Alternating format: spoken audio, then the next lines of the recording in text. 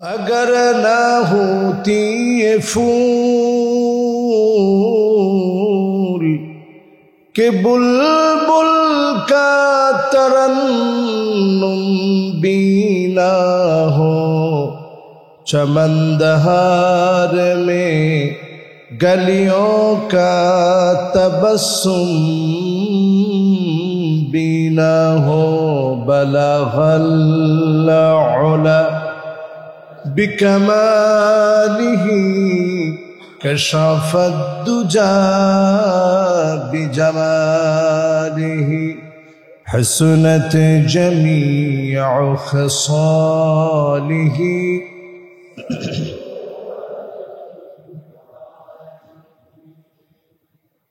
अल्लाह तबारक व तआलार आलिशान दरबारे लाखों कोटी এর চেয়ে অনেক অনেক বেশি শুকরগুজারি আদায় করছি। অপরিসীম দয়া ভালোবাসায় আজকে বলতে বলতে মাহে রমাদানের একেবারে শেষ কাঙ্ক্ষিত লগ্নে আমরা উপনীত হয়েছি। আল্লাহ তাআলা রোজা মুখে আমাদেরকে সমবেত করেছেন, বসার তৌফিক দান করেছেন। মহিয়ান গরিয়ান রাজাদিরাজ আল্লাহ সুবহানাহু ওয়া তাআলার আলিশান দরবারে নতশিরে অবনত চিত্তে শুকরগুজারি আদায় করি। সকলে মিলে পড়ি কালিমাতুশ শুকর আলহামদুলিল্লাহ। সবাই পড়ি রব্বানা লাকাল হামদ হামদান কাসীরান তাইয়িবান মুবারাকান ফীহি या रब्बी लकल हम्दु कमा यंबगी लिजलाल वजहिक व अज़ीम सुल्तानिक। আল্লাহ পাকের বড়ত্ব ঘোষণা করে দরুদ এবং সালাম পড়ছি সাইয়্যিদুল মুরসালিন খাতামুন নবিয়্যিন ইমামুল মুরসালিন ওয়ান নবিয়্যিন সাইয়্যিদুল মুরসালিন ওয়ান নবিয়্যিন মুহাম্মদ ইবনে আব্দুল্লাহ ইবনে আব্দুল মুত্তালিব হাশিম ইবনে মানাফ ইবনে কিলাব ইবনে মুররাহ কাব ইবনে লুয়াই ইবনে ফিহর মালিক ইবনে নদর ইবনে কেনানা মুদরাকাত ইবনে ইলিয়াস ইবনে মাআদ ইবনে আদনান মুহাম্মাদুর রাসূলুল্লাহ সাল্লাল্লাহু আলাইহি ওয়াসাল্লামের উপরে আল্লাহ পাক আমাদের রোজাদারদের এই দরুদ এবং সালামকে কবুল আর মঞ্জুর করুক। সকলে পড়েন আমিন। যতজন আজকে আমার সামনে বসছেন আপনারা প্রত্যেকেই দেখেছেন প্রতিবার যুদ্ধ বিরতির পরে আমার ফিলিস্তিনের মুসলমানের উপরে তারা আঘাত হান। ঠিক যেই সময় আমরা বসে এখানে সালাতুল জুমা আদায়ের পূর্বক্ষণে আমরা আজকে আলোচনায় বসেছি, আমার ভাইগুলা কি অবস্থায় সময় পার করছে একটু চিন্তা করে। ছোট ছোট মাসুম বাচ্চা তার বোনের লাশ কাঁধে নিয়ে দৌড়াচ্ছে, গন্তব্য তার জানা নাই, কোন জায়গায় যাবে সে জানে না। খাবার নাই, পানি নাই, অন্ন নাই, বাসস্থান নাই। জুলুম যখন চারদিকে ত্রাহি ত্রাহি করছে, প্রত্যেকবার রমাদান মাসে কেন তারা আমাদেরকে আঘাত করে? কারণ রমাদান মাস হচ্ছে মুসলমানদের বিজয়ের চেতনার মাস। জোরে বলেন আল্লাহু আকবার। আল্লাহ রাব্বুল আলামিন বদর দিয়েছেন এই রমাদানে। অসংখ্য বিজয় মুসলমানদের এসেছে রমজান মাসে। রমাদানকে কেন্দ্র করে অসংখ্য বিজয় যেহেতু আসছে, ইহুদিরা এটা জানে যে কোনো একটা রমাদান এমন হতে পারে যেই রমাদানে মুসলমানরা চূড়ান্ত বিজয় অর্জন করে ফেলবে। আল্লাহু আকবার। এই জন্য চূড়ান্ত বিজয়ের এই মাসে প্রত্যেকবার তারা আমাদেরকে আঘাত হানে। মনকে আমি সান্ত্বনা দিই এই বলে নবীজি সাল্লাল্লাহু আলাইহি সাল্লাম যা বলে গেছেন কোনো কথা মিস হয়নি। একথা নিশ্চিতভাবে জেনে রাখেন, সূর্য উঠে এটা যেমন সত্য, আগামীর পৃথিবী মুসলমানরা নেতৃত্ব দিবে এটাও সত্য। জোরে বলেন আল্লাহু আকবার। আল্লাহর হাবিব বলেন উদুদ সিত্তান বাইনা ইয়াদাইস সাআ, এই পৃথিবীর শেষ লগ্নে 6টা বিষয় আঙ্গুলে গুনে গুনে রাখবা, আঙ্গুলের ভিতরে গুনে রাখবা। 6টা বিষয় শেষ লগ্নে গুনে রাখা লাগবে। আখিরুজ জামান, শেষ লগ্ন চলছে, এই শেষ লগ্নে 6টা বিষয় গুনে রাখা লাগবে। 1 নাম্বার, নবীজি বললেন মাউতি, আমি নবী চলে যাব, উম্মত হয়ে দুনিয়ায় আসলাম, আল্লাহ নবীকে একবারের জন্য দেখি নাই, একবারের জন্য নবীজির মুবারক চেহারাটা দেখতে পারি নাই, নবীজির হাত মুবারক স্পর্শ করতে পারি নাই, কপাল মুবারকে চুমু দিতে পারি নাই, আল্লাহ নবীর সঙ্গে ভালোবাসায় সিক্ত হয়ে আলিঙ্গন করতে পারি নাই। নবীজিরে কতটা ভালোবাসি, একবারের জন্য নবীজিরে দেখাতে পারি নাই। আল্লাহ নবী এই পৃথিবী থেকে চলে যাবেন, নবীজি বলে গেলেন উম্মত হাতের ভিতরে গুনে গুনে রাখবা। আল্লাহ নবী বলে গেলেন উম্মত হাতের ভিতরে গুনে গুনে রাখবা। আমি নবী দুনিয়া থেকে চলে যাব, নবীজি চলে গেলেন, আল্লাহ নবীকে জীবনে একবারের জন্য আমরা দেখি নাই, অনেকে স্বপ্ন যুগেও দেখি নাই, অনেকে মদিনাতুল মুনাওয়ারায় গিয়ে সালাম দিতে পারি নাই। তার মানে নবীজি প্রথম যেটা বললেন পুরাপুরি চলে এসেছে। সারা দুনিয়ার সব উম্মত এখন যারা আছে, আল্লাহর নবীকে আমরা দেখি নাই, নবী আমাদেরকে বড় আদর করে ভালোবেসে গিয়েছেন। আল্লাহর নবী হাদিসের ভিতরে জানিয়েছে ওয়াদিতু লাউ রাআইনা ইখওয়ানানা, এক নজর যদি আমি আমার ভাইগুলাকে দেখতে পেতাম। আল্লাহ নবী আদর করে মহব্বত করে আমার মতো উম্মতকে আদর করে ভাই বলে ডেকেছে। সাহাবায়ে কেরাম বলেন ও নবী আমরা কি ভাই না? আল্লাহর নবী বলেন না, তোমরা আমার ভাই নও, ভাই হবে তারা যারা অনেক পরে আসবে। মান আমানা বি ওয়া লাম ইয়ারানি, না দেখে যারা ঈমান আনবে তারা হবে আমি নবীর ভাই। জীবনে একবারের জন্য আমি নবীরে দেখে নাই, না দেখে যারা ঈমান আনবে তারা হবে আমি নবীর ভাই। নবী সাল্লাল্লাহু আলাইহি সাল্লাম চলে গেলেন, আমরা উম্মত হয়ে আসলাম, একবারও দেখি নাই। তার মানে আঙ্গুলে যা নবী গুনে রাখতে বলেছেন 6টার ভিতরে একটা আমাদের সঙ্গে মিলে গিয়েছে, আল্লাহর নবীকে পাই নাই। বাকি আছে কয়টা?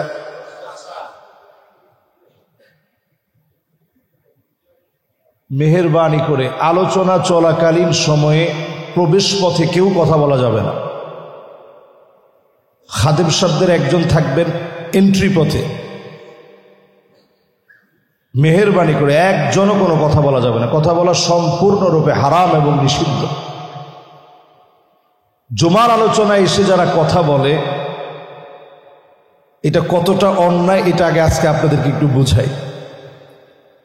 আমি তো এখন যেহেতু আপনাদের খতিব, তো আমি আমার মেজাজ অনুযায়ী এই জিনিসটা বোঝানো এটা আমার ইমানি দায়িত্ব। জুমার ভিতরে এসে যদি একজন আরেকজনের সাথে একটু সাইড টক করেন যে ভাই চুপ করেন, কথা বলেন না, রসুল বললেন ফাকাদ লাগাও, তা তুমিও বাড়াবাড়ি করলা, চুপ করো, এইটা বলারও কোনো সুযোগ, কোনো অপশন ইসলাম আপনাকে দেয় নাই যে ভাই একটু চুপ করেন, হুজুরের ওয়াজ করতেছে একটু শুনি, এটা বলারও কোনো সুযোগ নেই। তার মানে একজন সবসময় ইনশাআল্লাহ আমাদের যারা মসজিদের দায়িত্বশীল আছেন একজন থাকবেন এখানে, উনার দায়িত্ব থাকবে, উনি এখানে থাকলেই হবে, দায়িত্ব এটাই মানুষ যেন বুঝে যে এই দিক দিয়ে ঢুকার সময় কোনো কথা বলা যাবে না, যেহেতু এই গেটটা আমার অত্যন্ত কাছাকাছি। অন্যদিকে যদি হইতো তাইলে আওয়াজ করলে তেমন আমার কানে আসতো না, যদি আওয়াজটা কানে চলে আসে আমার কনসালটেশন ব্রেক হবে। আমার কনসালটেশন যদি ব্রেক হয়, হাদিসের একটা অনুবাদ যদি ভুল হয়, আপনাদের কাছে কোরআন হাদিসের একটা ভুল ইনফরমেশন চলে যাবে। তো এই ভুল ইনফরমেশন চলে যাবে, এটা অন্তত আমার জীবদ্দশায় জানার সপক্ষে, জানা সত্ত্বে এটা আমি মেনে নিতে পারি না। আপনার কষ্ট পান নাই তো আমার কথায়? এটা দিনের বিষয়, এটা দিনের একটা মাসআলা, এটা বোঝানোটা আমার দায়িত্ব। সেই দায়িত্ব থেকে আমি বললাম, এই জন্য আমরা কেউ ঢোকার পথে কোনো কথা বলবো না, যে যেখানে জায়গা পাবো সবাই বসে যাবো। আলহামদুলিল্লাহ এখনই আমাদের দ্বিতীয় তালা ফুল আলহামদুলিল্লাহ ভরে গেছে। আমাদের তৃতীয় তালা আছে, চতুর্থ তালা আছে, পঞ্চম তালা আছে, সামনে সব ইনশাআল্লাহ। আপনারা আগে আগে আসবেন, জুমায় যত আগে আসবেন তত সব। এটা নিয়েও এক জুমায় আলোচনা করবো যে কোন সময় আসলে কত সব হয়। আজকে যেহেতু আরেকটা টপিকস, আমরা সেই দিকে চলে যাই। আমরা বলছিলাম শেষ জামানায় নবীজি আমাদেরকে 6টা বিষয় আঙ্গুলে গুনে রাখতে বলছেন। কয়টা বলতে পারবেন? 6টার প্রথমটা কি? মাশাআল্লাহ, লিল্লাহে তাকবীর। শ্রোতা হইতে হবে এরকম মনোযোগী শ্রোতা, তাইলে সব অনেক বেশি। 1 নাম্বার, নবী সাল্লাল্লাহু আলাইহি সাল্লাম বলছেন আমার উম্মত আমাকে পাবে না, আমি নবী চলে যাব, উম্মত আসবে দুনিয়ার ভিতরে আমাকে পাবে। 2 নাম্বার, আল্লাহর হাবিব বলেন সুম্মা ফাতহু বাইতুল মুকাদ্দাস, আবার বাইতুল মুকাদ্দাস বিজয় হবে, আবার মুসলমানরা সারা দুনিয়ার ভিতরে বাইতুল মুকাদ্দাসকে বিজয় করবে। সারা দুনিয়ার মুসলমান একত্রিত হবে। আজ আমার মুসলমানদের জন্য আমাদের কলিজায় বড় দাগ কাটে। আমার ছোট ছোট বাচ্চাগুলা খাবারের যন্ত্রণায় দৌড়াচ্ছে। ছোট ছোট বাচ্চাগুলার থাকার মতো জায়গা নাই, খাবার মতো পানি নাই। সারা পৃথিবীর সবচেয়ে মাজলুম হচ্ছে মুসলমানেরা। বলার মতো জায়গা মুসলমানদের এখন আর নাই। জাতিসংঘ মুসলমানের পক্ষে বলে না, কোন সংস্থা মুসলমানদের পক্ষে বলে না। আপনি এখনই তাকালে মনে হবে ফিলিস্তিন মাজলুম হতে হতে মাটির সঙ্গে মিশে যাবে। এরপরেও দেখবেন যিনি আবার জিন্দা বানায় দিয়েছেন তিনি কে? প্রত্যেকবার আঘাতের পরে মনে হয় ফিলিস্তিন নামক ভূখণ্ডটা মাটির সঙ্গে মিশে যাবে, কিন্তু আবার তারা জাগ্রত হয়ে যায়। ঈমানের হিম্মত তারা হারিয়ে ফেলে না। সুম্মা ফাতহু বাইতুল মুকাদ্দাস, আবার বাইতুল মুকাদ্দাস গর্জে উঠবে। দিগন্তে প্রান্তে প্রান্তে কালেমার পতাকা উড়বেই উড়বে। কোন জালেম আটকা দিতে পারবে না, পারবে না, পারবে না।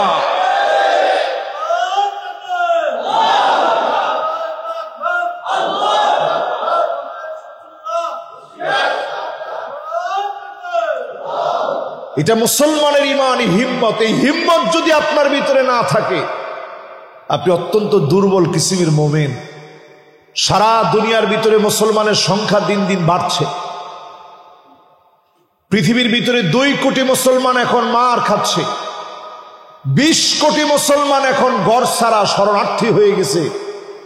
আপনি আজকে গুগলে গিয়ে সার্চ করে দেখেন পৃথিবীতে মুসলমানদের কি পরিমাণ মুসলমান মার খেয়ে যাচ্ছে। সারা দুনিয়ার এই মাজলুম মুসলমানদের পক্ষে দাঁড়ানো, অন্তত আমার কথা দিয়ে, আমার কাজ দিয়ে, আমার লিখনি দিয়ে, আমার সমর্থন দিয়ে সর্বশক্তিকে অ্যাপ্লাই করে মুসলমানের পক্ষে থাকা, এটা আমার ঈমানি দায়িত্ব। সুম্মা ফাতহু বাইতুল মুকাদ্দাস, সালাউদ্দিন আইয়ুবী একবার বিজয় এনেছে, এমন অবস্থা হয়েছিল, এই জায়গাগুলো আমি নিজের চোখে দেখেছি। সালাউদ্দিন আইয়ুবী কেমন বীর ছিলেন। সেটাডেল কেল্লা নির্মাণ করে প্রান্তে প্রান্তে মুসলমানদের বিজয় এনেছেন। যেথায় গিয়েছেন আল্লাহ রাব্বুল আলামিন কোন জায়গায় খালি হাতে ফিরায় দেয় না। যেখানে গিয়েছে ওই জায়গাতে খালিদ বিন ওয়ালিদ বীরত্বগাথা ইতিহাস নিয়ে ফিরেছে। অবস্থা এমন হয়েছিল মুসলমানদের, আযান দেওয়ার মতো একজন মুআজ্জিন খুঁজে পাওয়া যেত না।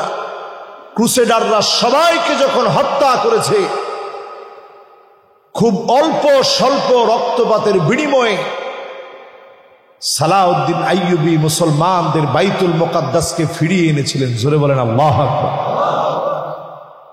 ফিরিয়ে আনার পর তিনি বলেছিলেন আবার বাইতুল মুকাদ্দাস তাদের হাতে চলে যাবে, অমুসলিমরা দখল করে নিবে। মুসলমান যখন চারিত্রিক সৌন্দর্য হারিয়ে ফেলবে, এখন মুসলমানের চারিত্রিক সৌন্দর্য আছে? রমাদান মাসে একটু চিন্তা করেন, এই রমাদানের এই শেষ দশক আসার আগ পর্যন্ত, এই পর্যন্ত আমাদের দেশে যে অঘটনগুলো ঘটছে, এতে করে কি মনে হয় যে আমাদের চারিত্রিক সৌন্দর্য আছে? এরপরে তিনি বললেন ততদিন পর্যন্ত বাইতুল মুকাদ্দাস কেউ ছিনিয়ে নিতে পারবে না যতদিন পর্যন্ত মুসলমান ক্ষমতার লোভী না হবে। এখন মুসলমানদের ভিতরে ক্ষমতার লোভ একেবারেই নাই। নাউজুবিল্লাহ, এটা কেমন কথা কোন আছে? সাহাবায়ে কেরামকে যদি দায়িত্ব দেওয়া হতো, নেন আপনার এই দায়িত্ব দেওয়া হলো, তিনি চিৎকার করে পাহাড়ের উপরে চলে যেতেন, আল্লাহ এই দায়িত্ব আমি কেমনে পালন করব? দায়িত্ব পাওয়ার পরে বলতেন ইন্নী উল্লিতু আলাইকুম ওয়া লাস্তু বিখাইরিকুম, আমি তোমাদের নেতা নির্বাচিত হয়েছি, তোমাদের চাইতে সেরা হয়ে যাইনি। যদি আমি ভালো কিছু করি আমাকে সহযোগিতা করবে, আর যদি মন্দ কিছু করি আমারে শুধরায়া দিবা, সংশোধন করে দিবা। আর আজকে নেতা হলে পরে আপনি যদি মানুষকে মানুষ না মনে করেন, আপনি বুঝবেন ক্ষমতা লোভী আপনি, যিনি টেনে হিচড়ে আপনাকে নামাবেন তিনি কে? তাহলে কয়টা আঙ্গুলের ভিতরে গুণে রাখতে হবে? 6টা। প্রথম হচ্ছে নবীজি দুনিয়া থেকে চলে যাবেন, মিলে গেছে। 2 নম্বর বাইতুল মুকাদ্দাসের বিজয়, 2বার বিজয় হয়েছে। ওমর রাদিয়াল্লাহু তাআলা আনহুর সময় একবার, খালিদ বিন ওয়ালিদের সময় আরো একবার, বাকি আছে আর একবার গর্জে ওঠা মুসলমানের। মুসলমান হচ্ছে লোহার বুট, কোন দাঁত দিয়া চাবাইতে পারে এমন বিষাক্ত কোন দাঁত পৃথিবীর মধ্যে তৈরি হয় নাই, ঠিক কিনা বলেন? আপনাদের অনেকের মনে হচ্ছে যে হুজুর কোন কি, যে অবস্থায় মার খাচ্ছি, সংখ্যা 2 কোটি, আপনি একটু আগে বললেন 20 কোটি মুসলমানের ঘর নাই, এই মুসলমান কেমনে কি করবে? মুসলমান যেই দিন আবার ইমানের পথে আমরা ফিরে আসবো, সেই দিন বিজয় আসবে। আমাদের বিজয় কোনো সংখ্যা দিয়ে জিন্দিগিতে কোনোদিন আসে নাই। কিয়ামত অবধি মুসলমানের কোনো বিজয় সংখ্যা দিয়ে আসবে না। বীরত্ব গাথা বিজয় আসবে একমাত্র যার সাহায্যে, তিনি কে? আমি ছোট্ট করে একটা উদাহরণ দিই। সেই সময় এই অঞ্চলগুলো যে মুসলমানের কত আপন অঞ্চল, ইয়ারমুকের যুদ্ধ হবে, মুসলমানদের বিরুদ্ধে তারা লড়বে। সেই সময়ের সবচেয়ে পাওয়ারফুল পরাশক্তি আমেরিকার মতো শক্তিশালী রোমক সম্রাটের বিরুদ্ধে মুসলমানরা লড়বে। মুসলমানের সৈন্য সংখ্যা মাত্র 36,000। কত হাজার? মাশাআল্লাহ, 36,000 শোনার পর আপনার আল্লাহু আকবার বলছেন যে হুজুর এটা তো কম না সংখ্যা। বদরে কয়জন আর সেইখানে কয়জন? 36,000 মুসলমানের সৈন্য সংখ্যা। বিপরীতে তারা আছে, রোমক সম্রাটের সৈন্য আছে 2,40,000। তাহলে আমাদের চাইতে বেশি কত? মাশাআল্লাহ। কত? মগবাজারে মোটামুটি আমার সামনে যারা আছেন অধিকাংশ কিন্তু ব্যবসায়ী শ্রেণীর মানুষ।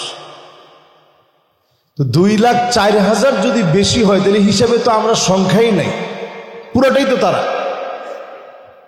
খালিদ বিন ওয়ালিদ যখন গেলেন, সাহাবায়ে কেরাম স্বাভাবিক এই বিরাট সংখ্যা দেখে তো একটু ভয় পাওয়ার কথা না? 2,40,000 বিশাল বাহিনী, সবার হাতে অস্ত্র। সেই সময়ের আমেরিকার মতো পরা শক্তিশালী তারা। খালিদ বিন ওয়ালিদ একটা বক্তব্য দিলেন। তিনি বললেন, আমরা এই প্রান্তে যুদ্ধ করতে আসি নাই, আমরা এসেছি আসলিম তাসলাম, ইসলামের সমহান আদর্শের দাওয়াত দিতে। এই দাওয়াত দিতে গিয়ে যদি আমরা প্রত্যেকে শহীদ হয়ে যাই, এক এক করে সবাই জীবন দিয়ে দিব, কিন্তু একজনও আমরা কাফেরকে দেখে ভীত সন্ত্রস্ত হয়ে ভয়ে পালাবো না। জোরে কোন আল্লাহু আকবার। প্রয়োজনে আমাদের একজনের জীবন চলে যাবে, আগে 200 জন আমাদের কাছ থেকে পরাভূত হবে, তারপরে আমার একলা একজনের জীবন যাবে, এর নাম হবে জিহাদ। জোরে কোন আল্লাহু আকবার। এই কথা যখন তাদের সেনাপতি শুনছে, সেনাপতি চিন্তা করলো, আজীব মানুষেরা, আমরা যাচ্ছি যুদ্ধ করার জন্য আর তারা যাচ্ছে জিহাদ করার জন্য, দুইটা তো দুই জিনিস। আর দেরি করে নেই, সেনাপতি খালিদ বিন ওয়ালিদকে ডাকলেন, ডেকে বললেন, ভাই জিহাদ আর যুদ্ধের পার্থক্য কি একটু আমারে বোঝান। বলছে, তোমরা হচ্ছে দেশ দখল করার জন্য আসছো, আর আমরা এসেছি আল্লাহর কালেমাকে উড্ডীন করার জন্য। জোরে বলেন আল্লাহু আকবার।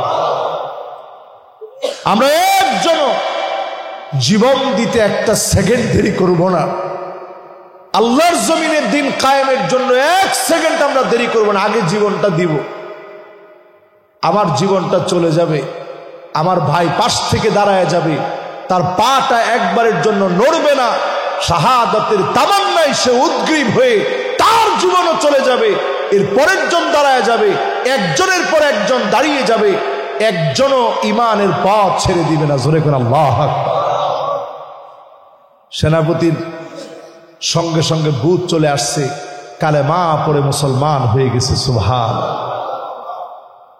সেই দৃশ্যপট এমন তৈরি হয়েছে, রোমক সম্রাট তখন বাধ্য হয়ে একটা চিঠি লিখছে চীনের কাছে। আমরা তো এখন চীনের প্রোডাক্ট ছাড়া চিন্তাই করতে পারি না, তো তাদের কাছে সেই জমানায় চিঠি লিখছে রোমক সম্রাট। চিঠি লিখে বলছে, খালিদ বিন ওয়ালিদ 36,000 মুসলমান নিয়ে আসছে, আমাদের সঙ্গে লড়াই করবে, তুমি একটু সৈন্য পাঠাও, নাহলে আমাদের অবস্থা কাহিল। চীনের সম্রাট উল্টা লিখে দিছে, ইন্না কওমান লাউ আরাদু আন ইয়াখলা আল জাবাল লাখালাউ। মুসলমান এমন এক জাতি, মুসলমান যদি পাহাড়কে বলে, পাহাড় তুমি সরে যাও, এক মুহূর্তের ভিতরে পাহাড় তার জায়গা থেকে সরে যাবে। আল্লাহু আকবার। কি ইমান দীপ্ত মুসলমান আমরা ছিলাম। চিন্তা করেন, ওই লোকটা কিন্তু মুসলমান না, চীনের সম্রাট কিন্তু মুসলমান না, কিন্তু মুসলমানের সম্পর্কে লিখছে কি, মুসলমান যদি বলে পাহাড় তুমি সরে যাও, এক মুহূর্তের ভিতরে পাহাড় তার জায়গা থেকে পরিবর্তন করে পাহাড় জায়গা চেঞ্জ করে ফেলবে, সরে যাবে, এর নাম মুসলমান। এদের সাথে বাড়াবাড়ি করতে যেও না। জোরে কোন আল্লাহু আকবার। আচ্ছা, এই কথা বলার পরে রোমক সম্রাটের সাহস বাড়ছে না কমছে? আগেই মুসলমানদেরকে ভয় পাচ্ছিল যে রোমক সম্রাট পৃথিবীর সবচেয়ে বড় পরাশক্তি, আর যখন চিঠির মধ্যে লিখে দিছে যে মুসলমানের সঙ্গে লড়তে যেও না, এরা পাহাড়কে বললে পাহাড় সরে যাবে, আর তোমার সৈন্য কি করবে? কাটা তার দিয়ে পুরা এই ইয়ারমুখ জায়গাটা আমার নিজের চোখে আমি দেখছি, আল্লাহ আমাকে দেখাইছে, আলহামদুলিল্লাহ। তো এই জায়গাটায় কাটা তার দিয়ে পুরা জায়গাটাকে ঘেরাও করেছে। উদ্দেশ্য ছিল মুসলমানদেরকে তারা লটকিয়ে রাখবে, মুসলমানদেরকে মারার পরে লটকায় রাখবে, নিদর্শন বানাবে। আল্লাহ রাব্বুল আলামিন ইয়ার মুখের প্রান্তে খালিদ বিন ওয়ালিদের নেতৃত্বে এমন শক্তি মুসলমানদেরকে দান করলেন। 1000 করে 36টা কাতার করালেন খালিদ বিন ওয়ালিদ। আঘাতের পালাক্রমে 3টা নাম দিলেন। একটার নাম দিলেন কলব, মূল আঘাতকারী দল। আরেকটার নাম দিলেন মাইমানা, ডান দিক থেকে আঘাতকারী দল। আরেকটার নাম দিলেন মাইসারা, বাম দিক থেকে আঘাতকারী দল। 3 দিক থেকে বীর বিক্রমে, বীর দর্পে মুসলমান যখন আঘাত করা শুরু করেছে, সময় বেশি যেতে হয় নাই। ক্ষুধার যন্ত্রণায় মুসলমানদের পেটগুলা পিঠের সঙ্গে লেগে গেছে। পানি পানি বলে ত্রাহি ত্রাহি করেছে। সেই মুহূর্তে মুসলমানদেরকে যিনি বিজয় দিয়ে দিয়েছেন তিনি কে? এক একজন সাহাবীর কয়েকটা করে তরবারি ভেঙে গেছে। খালিদ বিন ওয়ালিদের তরবারি ভাঙতে ভাঙতে ভাঙতে ভাঙতে আর নাই। ছোট্ট একটা ছুরি ছিল, এই একটা ছুরি দিয়ে অসংখ্য কাফেরদেরকে কুপকাত করেছে। জালেমরা পরাজিত হয়েছে, মাজলুম মুসলমানদের বিজয় অর্জন হয়েছে। জোরে কোন আল্লাহু আকবার। তাহলে বাইতুল মুকাদ্দাস আবার বিজয় অর্জন হবে ইনশাআল্লাহ। আজকে তাদের এই জুলুমের সময় আমরা আমাদের মনে এতটুকুন বলতে চাই, সেই দিন আমরা ইনশাআল্লাহ দেখে যাব, যেদিন আমরা আমাদের বাইতুল মুকাদ্দাসকে ফিরে পাব। আল্লাহর নবী 16 কিংবা 17 মাস যেই বাইতুল মুকাদ্দাসের দিকে ফিরে নামাজ পড়েছেন, সেই বাইতুল মুকাদ্দাস আমাদের অসংখ্য নবীদের স্মৃতি বিজড়িত এই বাইতুল মুকাদ্দাস, বারাকনা হাওলাহু, যার চতুর্পাশে আল্লাহ তাআলা বরকত দিয়ে দিয়েছেন, এই বাইতুল মুকাদ্দাস অবশ্যই বিজয় হবে, কোনো সন্দেহ নেই। আপনি কি মনে করছেন এটা আমাদের চেতনার নাম? আপনি দেখেন আমার পাঞ্জাবির ভিতরে আমি ফিলিস্তিনের ফ্ল্যাগ পরি, এটা আমার চেতনা। আমার ছোট্ট বাচ্চা, বয়স মাত্র 8 বছর, ওর মাদ্রাসায় যেতে গেলে ওর মাফলার যেটা পরে ওটার মধ্যে ফিলিস্তিনের পতাকা দেওয়া, হাজার হাজার কিলোমিটার দূরে। এই চেতনা মুছে দেওয়ার চেতনা না। এই চেতনা যতদিন পর্যন্ত মুসলমান জন্ম নিবে এই পৃথিবীতে, বাইতুল মুকাদ্দাস বিজয়ের জন্য লড়বে তারা, ইমানদার হবে যারা, এদের হাত ধরেই আবার একদিন বাইতুল মুকাদ্দাস গর্জে উঠবে, বিজয় আসবে। জোরে করে আল্লাহু আকবার। তাহলে 2 নাম্বার শেষ। এবার আসেন 3 নাম্বারটায় যাই। ثم موتان ياخذ فيكم كقعاس الغنم। নবী আলাইহিস সালাতু ওয়াসসালাম বলছেন, এমন সময় পৃথিবীতে আসবে যেই সময়ে তোমরা নজর করে দেখবা, গড়ে গড়ে, রন্ধ্রে রন্ধ্রে, পাড়ায় পাড়ায়, মহল্লায় মহল্লায়, সব জায়গায় ঠান্ডা জনিত একটা মহামারী আসবে। এবার আমি প্রশ্ন করি, ঠান্ডা জনিত এই মহামারী কি আসছিল? কি নাম? সুবহানাল্লাহ। অনেকে ভুলে গেছেন। কেমনে দোয়া পড়ছিলেন খেয়াল আছে? কি দোয়া? এখন জিজ্ঞাসা করলে অনেকে বলবে আল্লাহুম্মা ইন্নী আউযু বিকা মিনাল খুবসি ওয়াল খাবাইস। এটাই করোনার দোয়া। আচ্ছা, করোনার দোয়াটা কি একটু বলেন দেখি। হ্যাঁ, ওয়াল জুনুনি ওয়াল জুযামি ওয়া মিন সাইয়্যিল আসকাম। এই দোয়াটা তখন আমরা সবাই পড়ছি।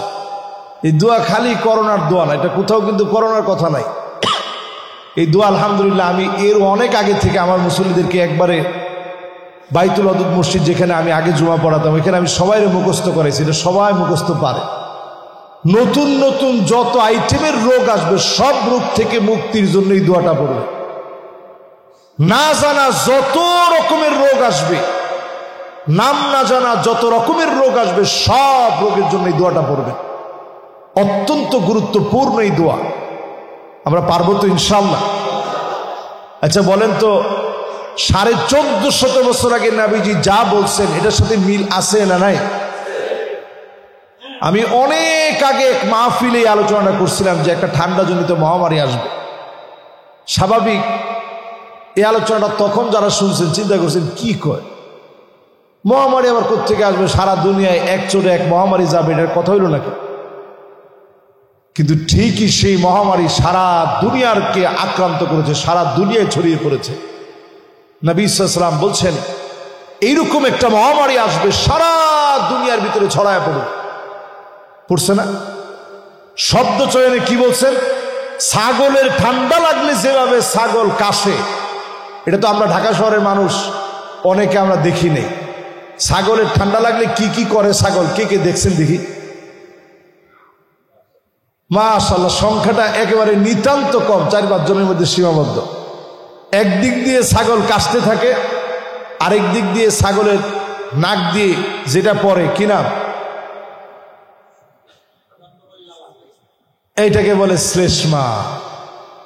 আর সুবহানাল্লাহ, আমার রাসূলের হাদিস কত বাস্তব, কেমন সায়েন্টিফিক কথা বলতেন আমার রাসূল সাল্লাল্লাহু আলাইহি ওয়াসাল্লাম। ছাগলের ঠান্ডা লাগলে যেমন নাক দিয়ে শ্লেষ্মা পড়ে আর কাশতে থাকে, এইরকম একটা মহামারী আসবে, একদিক দিয়ে শ্লেষ্মা ঝরবে, ভিতরে শুকায় যাবে, শ্বাস প্রচন্ড কষ্ট হবে, আর মানুষ কাশতে থাকবে। মহামারীটা এরকম হয়েছিল কিনা? এখন আরো একটা মহামারী আসতেছে, এটার নাম জম্বি ভাইরাস। এই মহামারী যদি আসে এটা আরো প্রলয়ঙ্কারী হবে, এটাও ঠান্ডাজনিত মহামারী। একটা দেখছেন, আরো একটা বাকি আছে। এরপরে 4 নম্বর আল্লাহর হাবিব বলেন এমন সময় আসবে সম্পদ মানুষের বেড়ে যাবে, সম্পদ নিয়ে মানুষ খুশি হবে না, সম্পদ দিয়ে মানুষের মন ভরবে না, সম্পদ দিয়ে মানুষের মন ভরানো যাবে না। এমনকি 100 দিনার পর্যন্ত দিলে মানুষের মন ভরবে না, মানুষ খুশি হবে না। এখনকার সময়ে চিন্তা করেন, 1000 টাকা দিলেও মানুষের মন পাওয়া যায় না, ঠিক কিনা? কিন্তু একটা সময় ছিল এই 1000 টাকা দিলে মানুষ কত খুশি হইত। এখনকার জমানায় মানুষ খুশি হয় না। জিজ্ঞাসা করলে যে মার্কেট করছেন কত টাকা দিয়ে, কয় আলহামদুলিল্লাহ জুতা কিনছি 36,000 টাকা দিয়ে। এটাও মানুষ, জুতা কিনছে উনি 36,000 টাকা দিয়ে। বাজেট কত? কয় বাজেট আলহামদুলিল্লাহ 5 লক্ষ টাকা বাজেট আছে। এরপরে আমাদের দেশের মানুষ বলে যে এটা একটা গরিব দেশ, যে দেশের ঈদের কেনাকাটার বাজেট 5 লক্ষ টাকা। আহারে মুসলমান, আমরা মনে করি আমরা গরিব দেশের মানুষ। এরপরে আসেন 4 নম্বরের পরে, যেই তো সময় স্বল্প হয়ে যাচ্ছে, আজকে অনেকগুলো বিষয় বলতে হবে, সংক্ষেপে বলি। 5 নম্বরে লা ইয়াবকা বাইতুন মিনাল আরব ইল্লা দাখালাতহু। আল্লাহর হাবিব মুহাম্মদ সাল্লাল্লাহু আলাইহি ওয়াসাল্লাম বলছেন আরবের এমন একটা ঘর থাকবে না যেই ঘরের ভিতরে ফিতনা ঢুকবে না। এই কথা বলতে গেলে মন কেঁপে ওঠে, আমার বিষণ্ণতা বেড়ে যায়। আরবের ঘরে ঘরে ফিতনা ঢুকে যাবে। আজকে তাকায় দেখেন আমার ফিলিস্তিন ক্ষুধার্ত অবস্থায় আছে। দুবাইয়ের বিলাসিতার কোনো কমতি নাই, আছে? আহারে মুসলমান, গত 2 বছর আগে আমি দুবাই গিয়েছি। ভাগ্যক্রমে ওই যে বললাম আমার চেতনায় ফিলিস্তিন, তো ওই দিন আমার পাঞ্জাবি পরা ছিল, ঠিক এই পাঞ্জাবি। আমি তো আর বিষয়টা এইভাবে জানিও না, চিন্তাও করি না যে এটা একটা পাঞ্জাবির ভিতরে একটা ডিজাইন করা, অসুবিধা কি? তো আমি যখন গেলাম পাঞ্জাবি এটা পরা, আর আমার ব্যাগের ভিতরে লাগেজের ভিতরে একটা ফ্ল্যাগ আছে ফিলিস্তিনের, ওটা আমার মনে নাই, আমার বাচ্চার জন্য আমি মিশর থেকে কিনছি। আমি যখন এটা নিয়ে শুধু দুবাই গেলাম, যাওয়া মাত্র আমাকে এমন ভাবে ধরছে, মনে হয় কিছু একটা তারা পাইছে। আছে তা আমাকে নিয়ে একেবারে খুব ভালোভাবে সার্চ করলো। আমি তো অবাক হয়ে গেছি। আমারে বলতেছে যে তোমার কাছে কি কি আছে? আমি বললাম আলহামদুলিল্লাহ আমার কাছে অনেক কিছু আছে। কি কি আছে? আমি বললাম আমার পাঞ্জাবি আছে, আমার জামা আছে, আমার কোটি আছে, আমার টুপি আছে। আরে না বেটা, এইগুলা না, তোমার কাছে আর কি কি আছে? আমি বলছি না, আর তো কিছু নেই। কয় না, তোমার ব্যাগটা খোলো। তো ব্যাগটা খোলার পরে কোনো একটা কোনায় গিয়ে এই মাফলারটা পেয়ে গেছে, যেটার মধ্যে ফিলিস্তিনের শুধু ফ্ল্যাগ দেওয়া। সে মনে হয় কি যেন পেয়ে গেছে, ফোন দিয়ে একেবারে ফোর্স টোর্স আইনে একবারে ভরে ফেলছে। সবাই এসে বলতেছে হায় হায় হায়, এই জিনিস তোমার কাছে? আমি চিন্তা করলাম আল্লাহু আকবার, সামনের দিন আসতেছে মুসলমানের, যারাই ফিলিস্তিনকে পিঠ দেখাবে এরা প্রত্যেকে জুলুমের শিকার হবে, একজনও আল্লাহর আযাব থেকে বাঁচতে পারবে না। ঠিক কিনা বলে? আল্লাহর ধরা আসতেছে এই দেশগুলোর জন্য। আপনি দেখবেন আজকের জুমাতে রমাদানের একেবারে শেষ লগ্নে আমি আমার প্রাণপ্রিয় মুসল্লিদেরকে নিয়ে কথা বলতেছি। আযাব আসতেছে পৃথিবীর জন্যে। যারা মুসলমানদের পক্ষে বলে না, নিজেদেরকে মুসলমান বলে মনে করে, এদের জন্য আযাবটা কত ভয়াবহ হবে আপনি একটু চিন্তা করে দেখেন। আল্লাহর ধরা বড় কঠিন, অলরেডি শুরু হয়ে গেছে। হাত্তা তাকুনু আরদুল আরব মুরুজান ওয়া আনহারা, গোটা আরবটা সবুজ হয়ে যাবে। আপনারা এখন অলরেডি ছবি দেখতেছেন, আরব সবুজ হয়ে যাচ্ছে, বন্যা হচ্ছে, বৃষ্টি হচ্ছে। জিন্দেগিতে কোনোদিন আরবের ভিতরে এই দৃশ্য নয়। এখন শুরু হইল কেন? আল্লাহ ধরতেছে। প্রিয় ভাইয়েরা আমার, দুবাই গত বছর যে বন্যা হয়েছে, রোড ঘাট সব তলায় গেছে। প্রযুক্তি আর টাকা দিয়া খুব অল্প সময়ের ভিতরে সে ঘাটতিকে তারা পুষিয়ে নিয়েছে। কিন্তু ঘাটতি আল্লাহ তাআলা এমন ঘটায় দিতে পারে যেটা পোষায় নেওয়ার মতো ক্ষমতা টাকা দিয়ে আপনি এটা পোষায় নিতে পারবেন না। ঠিক কিনা বলেন? আমি অবাক হয়েছি, একটা ফ্ল্যাগের কারণে মনে হয় আমি জঙ্গি, আমার এমনভাবে ধরছে। আমি তারপরে কয়েকটা কথা বলছি তারে। আমি বলছি দেখো, আমি 5টা দেশ সফর করার জন্য আসছি, তোমার দেশ যদি তুমি সফর করতে না দাও কোনো অসুবিধা নেই, আমি চলে যাই। কিন্তু তুমি মনে রাখো, ফিলিস্তিন এটা আমার দেশ, দারু মাকাররিল মুমিনিন, এটা মোমেনদের আবাসস্থল। প্রত্যেকের মোমেনের হৃদয়ের ভিতরে ফিলিস্তিনের মায়া থাকতে হবে। যদি না থাকে, আপনি শুধু শুধু নিজেকে মুসলিম মনে করেন, সত্যিকারের মুসলমান আপনি হতে পারেন।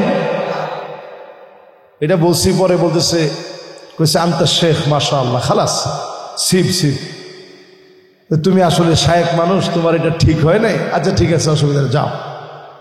অনেকক্ষণ পরে, প্রায় আধা ঘন্টা পরে আমারে তল্লাশি করে এত জবাব দিই, তারপরে কয় টাকা আমার সাথে আছে সব দেখার পরে যখন আমি ফিলিস্তিনের মহব্বতের কথা বললাম, আমি বললাম প্রয়োজনে আমি যাব না। এরপরে আমার বলতেছে না ঠিক আছে, তুমি শায়েখ মানুষ, ঠিক আছে। ফিলিস্তিনের মহব্বতে আমাদের হৃদয়ে এতটুকুন ভালোবাসা যদি না থাকে, আসলে আমরা ইমানদার হতে পারি নাই। রাসূল বলেছেন আরবের প্রত্যেকটা ঘরে ঘরে ফিতনা ঢুকবে। একদিন নবীজি ঘুম থেকে জাগ্রত হলেন। নবীজির ঘুম আমাদের মতো ছিল না। নবীজি ঘুমাইলে যা দেখতেন ওইটাও ওয়াহি। নবীজি ঘুম থেকে জাগ্রত হয়ে সেটা আমাদের সামনে পেশ করতেন। নবী করিম সাল্লাল্লাহু আলাইহি ওয়াসাল্লাম ঘুম থেকে উঠলেন, উঠে নবীজি দেখালেন এইভাবে, ঠিক আঙ্গুলটাকে এইভাবে করে দেখালেন, ইয়াজুজ এবং মাজুজের দেওয়ালের ভিতরে এতটুকুন ফাটল ধরে গেছে, এইভাবে আঙ্গুল দেখালেন। 3 বার নবীজি বললেন ওয়াইলুল লিল আরব, ধ্বংস আরবের জন্য। আবার বললেন ওয়াইলুল লিল আরব, ধ্বংস আরবের জন্য। আমার নবী, বিশ্ব নবী আবার বললেন ওয়াইলুল লিল আরব, ধ্বংস আরবের জন্য। কয়বার হইল? 3 বার নবীজি বললেন আরবের ধ্বংস হয়ে যাবে। উম্মে সালামা বললেন ওগো নবীজি, আনুহলিকু ওয়া ফিনা সালিহুন, আমরাও কি ধ্বংস হয়ে যাব? আমাদের মধ্যে এত বড় বড় নেককার আর দিনদার আছে, আমরা কি ধ্বংস হয়ে যাব? আল্লাহ নবী বললেন, হ্যাঁ তোমরাও ধ্বংস হয়ে যাবা। ইদা কাসুরাল খাবাস, খারাপি যখন বেড়ে যাবে, অন্যায় যখন বেড়ে যাবে, আরবকে যিনি ধ্বংস করে দিবেন তিনি কে? এখন একটু আপনি নজর দিয়ে দেখেন, রিয়াদের ভিতরে কাবার মতো করে মঞ্চ সাজিয়ে পপ তারকাদেরকে দিয়ে সেখানে নাচ গান হয়েছে, ড্যান্স হয়েছে। এই বিষয়টাকে আপনি স্বাভাবিক মনে করেন? নিয়ম সিটি নামে একটা সিটি তারা ঘোষণা করেছে, যেখানে মদের পারমিট থাকবে, কূটনীতিকরা যাবে মদ পান করবে, লাইসেন্সদারীরা মদ পান করবে, উড়ন্ত ট্যাক্সি থাকবে, চাঁদের ধুলিবালি থাকবে, মানুষ যেন ফিল নিতে পারে, সমুদ্র কেন্দ্রিক বেহায়াপনা সব থাকবে। আরবের লোক যেন ইউরোপে গিয়ে বেহায়াপনা করতে না হয়, এখানে আসলেই যেন যথেষ্ট হয়। যদি আপনি এইভাবে আরবরে ধ্বংস করেন, আল্লাহর কসম আগামীর দিনের আযাব বড় ভয়াবহ হবে। আমাদের বড় মায়া লাগে, এই কথাগুলো বলতে বড় কষ্টও লাগে। দিন যাচ্ছে, পরিবেশ চেঞ্জ হয়ে যাচ্ছে, রক্ষণশীল একটা দেশ হঠাৎ করেই নারীদেরকে অবাধ বিচরণের সুযোগ দিয়েছে। হুক্কার দোকানে এখন ওপেন নারীরা হুক্কা টানতেছে, রাস্তাঘাটে ওপেন সিগারেট খাচ্ছে, নারীরা ওপেন গাড়ি ড্রাইভ থেকে শুরু করে দোকানে পাটে সব জায়গায়। আমাদের দেশে আর কয়জন নারী কি করে? আরবে এর চেয়ে বেশি সয়লাভ হয়ে গেছে। ধ্বংস এমনি না তো, বাকি আছে 6 নাম্বারটা। এই যে 5 পর্যন্ত বললাম, শুধু বাইতুল মুকাদ্দাসের বিজয় ছাড়া নবীজি শেষ জমানায় আঙ্গুলে যা গুণে রাখতে বলছেন একটাও বাকি নাই, সবগুলো আমাদের চোখের সামনে চলে আসছে, ঠিক কিনা বলেন? এরপরে আল্লাহর হাবিব বলেন, সুম্মা হুদনাতুন, 6 নাম্বার এটা, তাকুনু বাইনাকুম ওয়া বাইনা বানিল আসফার ফায়াকদিরুন। আল্লাহ রাব্বুল আলামিন মুসলমানদের এমন সময় আসবে, আল্লাহর গোলাম হয়ে মুসলমানেরা খ্রিস্টানদের সঙ্গে চুক্তি করবে। একটু হিসাব করেন, আল্লাহর কি ইচ্ছা, যেই বছর আমি উজবেকিস্তান গিয়েছি, ওই বছর সেখানে একটা বিরাট সেমিনার হয়েছে। হঠাৎ একদিন বলতেছে যে আজকে সব বন্ধ, কেউ হোটেল থেকে বেরোতে পারবে না। কি ঘটনা কি বলছে যে পাকিস্তান, ইরান, ইরাক, তুরস্ক সহ উজবেকিস্তান, তুর্কমেনিস্তান, কিরগিজস্তান সব আজকে একত্রে বসবে, রাশিয়া সহ একটা চুক্তি হবে।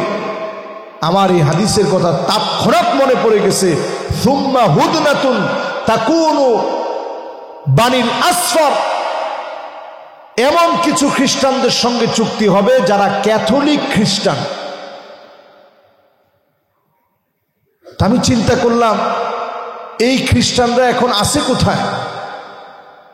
রাশিয়াতে যখন তুরস্ক অল বলা হয়, তুরস্কে যখন বিজয় হলো, মুসলমানদের হাতে আসলো, সেই সময়ে এইখানের খ্রিস্টানরা চলে গেলেন রাশিয়াতে। তুরস্কের বিশাল জায়গা, আপনারা সকলে জানেন, ইস্তাম্বুল যেটাকে বলে, কনস্টান্টিনোপলের সময় এই কনস্টান্টিনোপল, যেটা মুসলমানরা কুস্তুনতুনিয়া বলতেন, এই কুস্তুনতুনিয়ার বিজয়ের পরে এই খ্রিস্টানরা চলে গেছে রাশিয়ায়। রাশিয়া এখন মুসলমানদের পক্ষে যতটুকুন বলে খুশি হওয়ার খুব কারণ নেই। নবীজি এরপরেই বলছেন, সুম্মা তাকুনু হুদনাকুম, একটা সন্ধি হবে তোমাদের সঙ্গে, বাইনাকুম ওয়া বাইনা বানিল আসফার, তোমাদের মাঝে আর ওই খ্রিস্টানদের সঙ্গে একটা চুক্তি হবে। ফায়াকদিরুন, অচিরেই এই চুক্তি ভঙ্গ হয়ে যাবে, এই চুক্তি টিকবে না, এই চুক্তি থাকবে না, ভঙ্গ হবে। আর এই চুক্তি ভঙ্গ হওয়ার পরেই একটা লড়াই লাগবে সারা পৃথিবী ব্যাপী।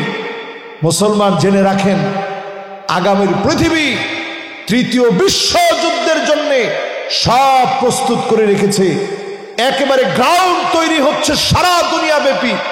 ফিলিস্তিনকে যতগুলা বোম মারা হচ্ছে, তত বেশি সারা দুনিয়ার ভিতরে তৃতীয় বিশ্বযুদ্ধের গ্রাউন্ড তৈরি হচ্ছে। ঠিক কিনা বলে?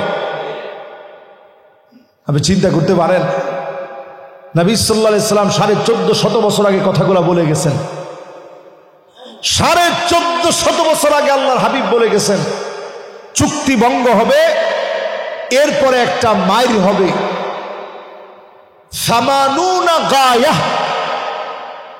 80টা পতাকাবাহী দল বের হবে, বিরাট বিরাট দল।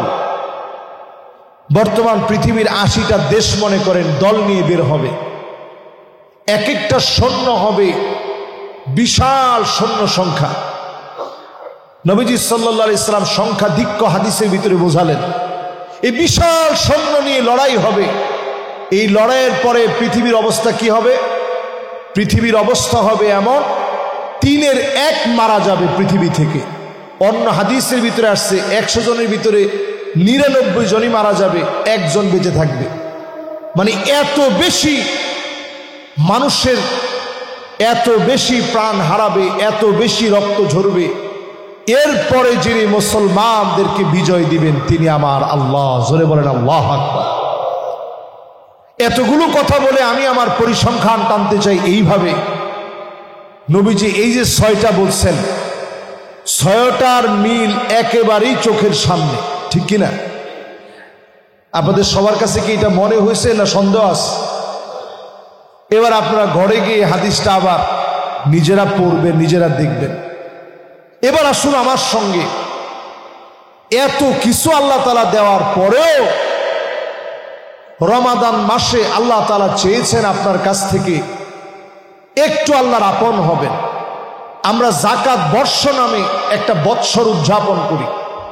একটা বৎসর আপনার সম্পদের উপর দিয়ে কেটে গেছে। ওয়াহাল আলাইহিল হাউল, একটা বছর কেটে যাওয়ার পরে ওই সম্পদের উপরে যদি সম্পদটা 52.5 তোলা রৌপ্য, 7.5 বড়ি স্বর্ণের সমপরিমাণ সম্পদ হয়। এখন স্বর্ণের হিসাব করলে বাজার দর অনেক বেশি আসবে, মানুষের কল্যাণটা কম হবে। আপনি যদি রৌপ্যের হিসাব ধরেন, একেবারে লেটেস্ট ইটালিয়ান ফিদ্দা যেটাকে বলে, ইটালিয়ান রূপা, যেটা কালো হয় না, যেটা হলমার্ক করে ভিতরে সিল দেওয়া থাকে, এরকম ইটালিয়ান যেগুলো আছে রূপা, এইরকম রূপা দিয়ে যদি আপনি আদায় করেন, তাহলে 1,10,000 টাকার উপরে 1 বছর যদি ঘুরে আসে, তাহলে আপনার উপরে যাকাত ফরজ হবে 2.5% হারে। জোরে কোন কত পার্সেন্ট হারে?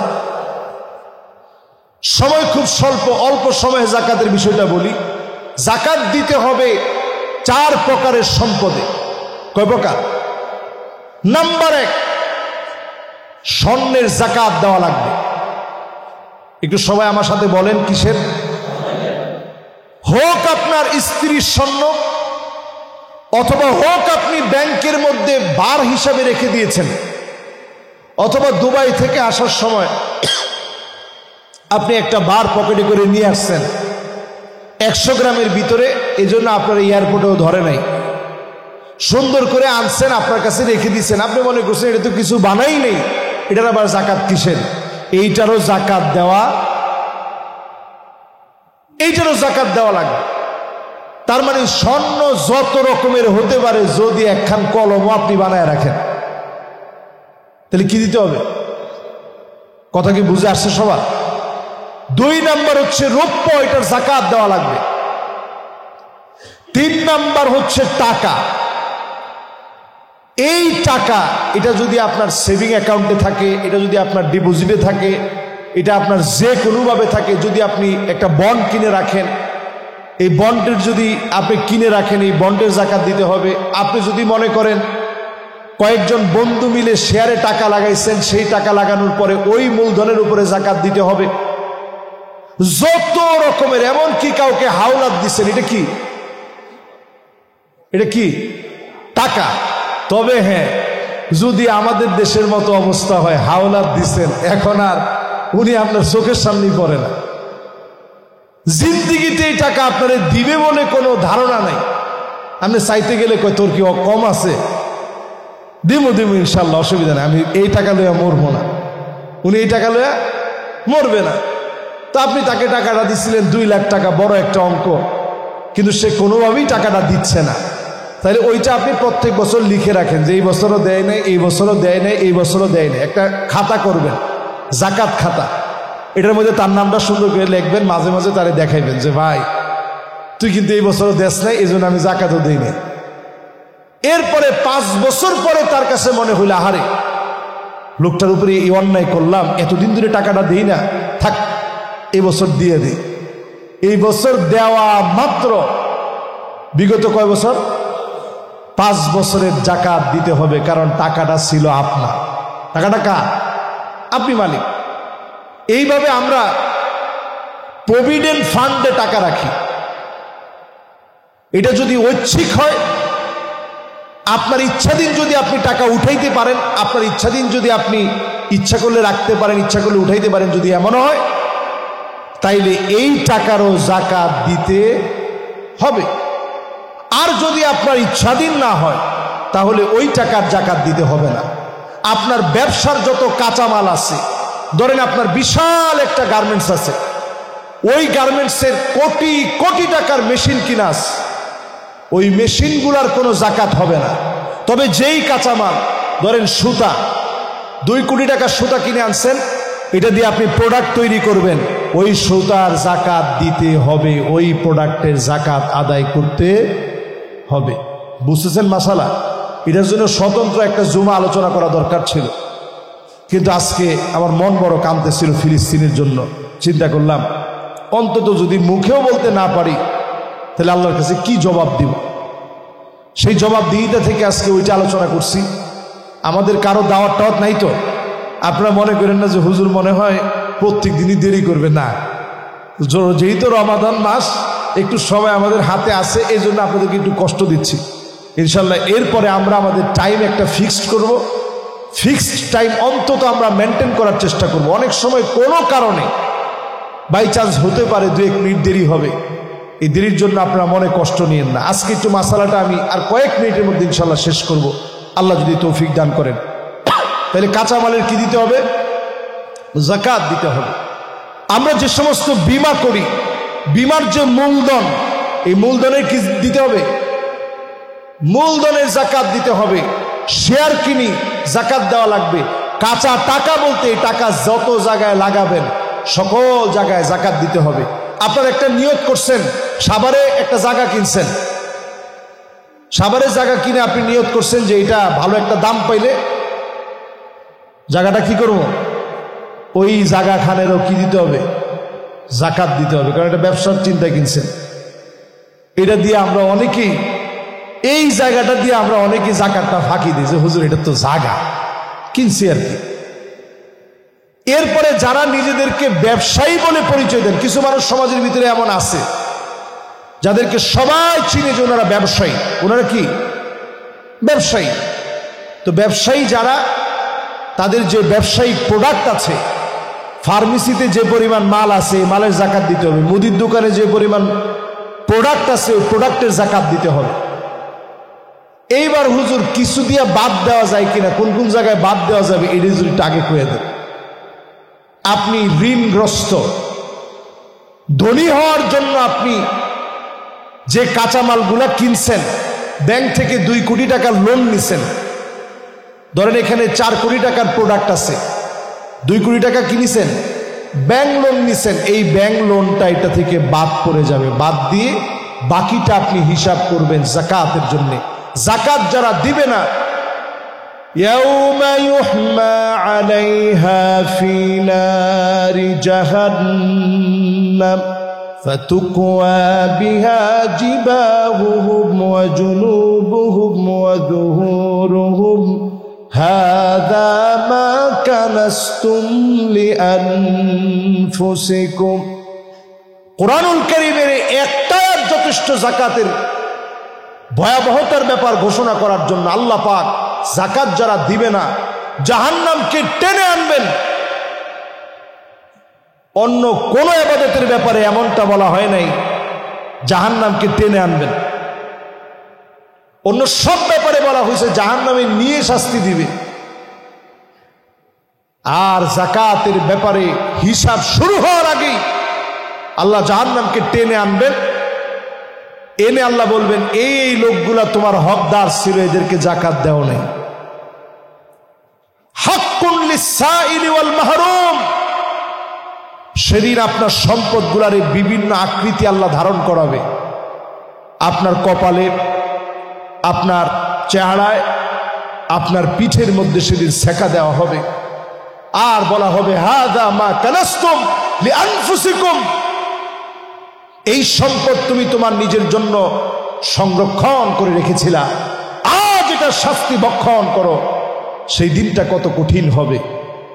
এজন্য সম্মানিত হাজিরিন, যাকাত যাদের উপরে ফরজ, আজকে গিয়ে লিখে ফেলেন, স্বর্ণ আর রূপা দুইটা মিলায়া এখন যদি 52.5 ভরি রূপের পরিমাণ হয়ে যায়, এটা খুব সামান্য টাকা। কারণ এখন অধিকাংশ মহিলা পায়ের ভিতরে নূপুর পরে। একটুখানি নূপুর যদি আপনি স্বর্ণের সাথে মিশান, তাহলে 1,10,000 টাকা দাম হইয়া যাইবে। অধিকাংশ মহিলা এখন পায়ের আঙ্গুলের ভিতরে রূপার আংটি পরে, হাতের আঙ্গুলের ভিতরে পরে না, পায়ের আঙ্গুলের ভিতরে রূপার আংটি পরে। এই দুইটা মিশালেই আপনার উপরে যাকাত ফরজ হয়ে যাবে। যাকাত না দেওয়ার সুযোগ বাংলাদেশে নেই। যাকাত ম্যানেজমেন্ট অ্যাসোসিয়েশন হিসাব করে দেখেছে, বাংলাদেশে যদি প্রপার যাকাত দেওয়া হতো, 1 লক্ষ কোটি টাকা এই জনগোষ্ঠীর যাকাত আসতো। যদি বন্টন করা যেত, 3 বছরের ভিতরে দেশ দারিদ্রতা মুক্ত হয়ে যেত। আল্লাহু আকবার বলে। আরে মুসলমান, অথচ আমাদের দেশে যাকাত আদায় হয়েছে গতবার মাত্র 11 কোটি টাকা। এত বড় একটা দেশ। এই বছর ইসলামিক ফাউন্ডেশন গত বছর করেছে 11 কোটি। এই বছর আমার মনে হয় 2025-এর যে সমীক্ষা পরিসংখ্যান বের হবে, আপনারা দেখেন, আসবে 15 কোটি টাকা, এর চেয়ে বেশি না। তাহলে যাকাত দিচ্ছে বাংলাদেশে কয়জন লোক? আর উনি একটা থোক বরাদ্দ দিচ্ছে, আল্লাহর একটা বুঝ দিতেছে, আল্লাহ আমি দিছি তো, দেই তো, আমি দিছি তো আর দেই তো, এটা আল্লাহর কাছে গ্রহণ হবে? কোশ্চিন কালেও গ্রহণ হবে না। যাকাতের হক মাইরে আপনি কবরে যাবেন, আপনার খবর আছে। এই জন্য যাকাত দিবেন কারে? এতিমরে দিবেন, মিসকিনরে দিবেন, আশেপাশের অভাবীদেরকে দিবেন, আপনার ভাইয়ের যাকাত দিবেন, বোনের যাকাত দিবেন। অনেকে আমরা মনে করি যে হুজুর এটা কি কোন, ভাই বোনের যাকাত দেওয়া যাবে নাকি? 100% যাবে। আপনি আপনার নিজের আপন ফুফুরে যাকাত দিবেন, আপনি আপনার নিজের খালারে যাকাত দিবেন, মামারে যাকাত দিবেন, চাচারে যাকাত দিবেন। দিতে পারবেন না কারে? বাপ হয়ে ছেলেরে যাকাত দিবেন না, ছেলে বাপের যাকাত দিবে না, মায়ের যাকাত দিবে না, দাদা দাদিরে যাকাত দিবে না, নানা নানিরে যাকাত দিবে না। আসল এবং ফরা দুই দিকে যাকাত দেওয়া যাবে না। আপনার নাতি, আপনার ছেলে, ওনাদেরকে যাকাত দেওয়া যাবে না। সাইয়্যেদ বংশীয় কেউ কাউকে যাকাত দিবে না। নবী পরিবারের কেউ কাউকে যাকাত, নবী পরিবারের কাউকে আপনি যাকাত দিবেন না। ওনারা সাইয়্যেদ, আহলে বাইত, ওনাদেরকে যাকাত দেওয়া যাবে না। যাকাত দেওয়া যাবে না। যেই লোকটা নিজে যাকাত দেয়, ওই লোকের যাকাত দেওয়া যাবে। এই হচ্ছে যাকাতের বিষয়। এবার আসেন ছোট্ট করে এতেকাফ। আজকে ইনশাআল্লাহ এতেকাফে কারা কারা বসবেন দেখি? মাশাআল্লাহ, লিল্লাহে তাকবীর। মাশাআল্লাহ। আমাদের সভাপতি সাহেব সহ, সভাপতি সাহেব আগে আমারে আসার পরে দোয়া চাইছে, আমরা দোয়া করি।